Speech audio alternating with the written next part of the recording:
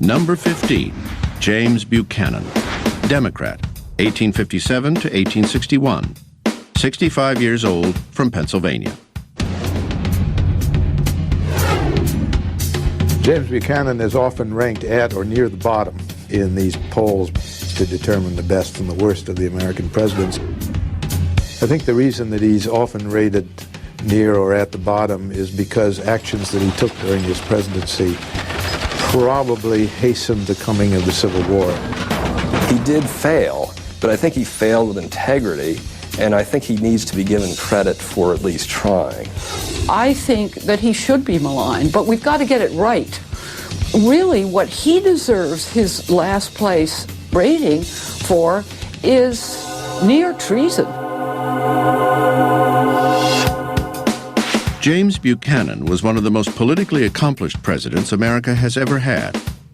He had been a congressman, foreign minister, senator, and secretary of state. What he'd achieved in life was due to hard work and a fastidious nature. He would stay up late at night to attend to the smallest of details. Buchanan was different in another way. He never married and is often referred to as America's only bachelor president. There are folks in the United States who say that James Buchanan is our first homosexual president. The allegation arose from the intimate friendship he had shared with Franklin Pierce's vice president, William Rufus King, a man he had lived with for 16 years.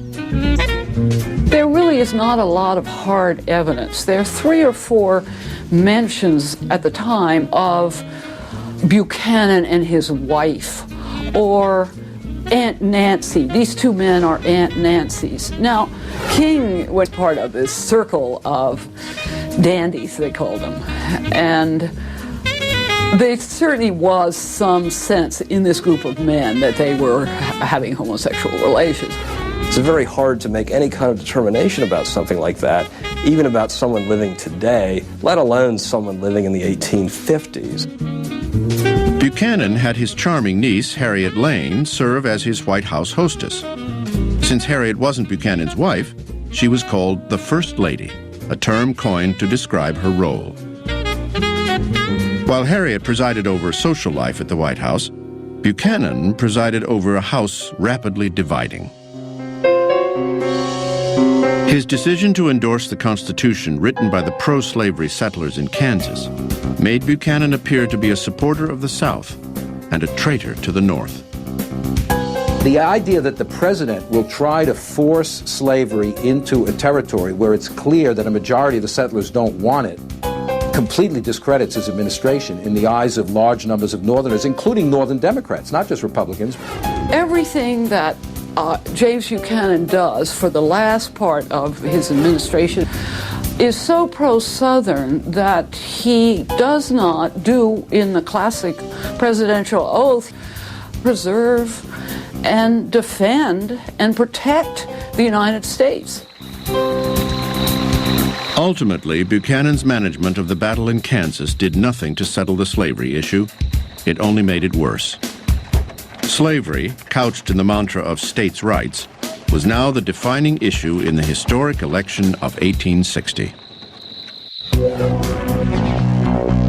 On November 6, 1860, Abraham Lincoln was elected president. It was now only a matter of months before the South would lose its ally in the White House. In anticipation of an anti-slavery president, South Carolina seceded from the Union on December 20th, 1860. As a lame duck president, James Buchanan denied the legality of secession, but didn't do anything to stop it. Was he being weak at that moment and indecisive? Probably. Was he scared to death? Certainly. Did he have a sense that this was an incredibly dangerous moment? Definitely. Within weeks, 6 more states left the Union, and 8 slaveholding states sat on the fence, becoming border states. On February 9, 1861, the Confederate States of America, now composed of 7 states, elected Jefferson Davis as their new president.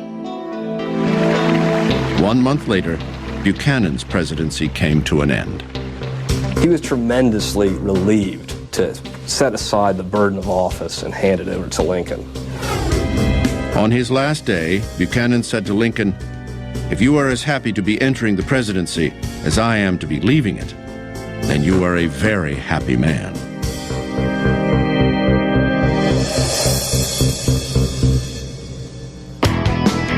Unknown to America at the time, James Buchanan had quietly purchased several slaves and sent them north, granting them their freedom.